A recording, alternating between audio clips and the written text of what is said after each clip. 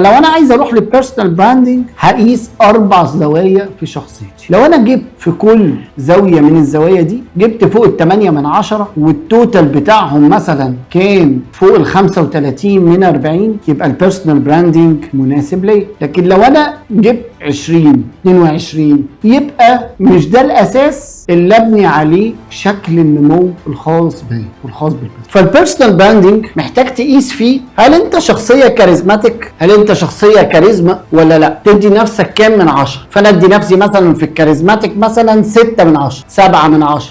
هل انت شخصيه اجتماعيه؟ ادي نفسي 8 من 10. هل انت شخصيه بتحب التواصل العيني والتواصل البصري ولا لا، ولا بتحب تسمع، ولا بتحب ما مش لازم تشوف؟ فادي نفسي هنا 6 من 10 و7 من 10. فلو جيت جمعتهم مع بعض يدوني كام؟ يدوني 27 من 40. يعني اعتمادي على ده مش المفروض يكون اعلى حاجه بالنسبه لي كبراند. في البيرسونال براندنج مثلا هتلاقي حد زي اوبرا، حد زي كريستيانو، هو قام الاول من الموضوع على ايه؟ على البيرسونال براندنج.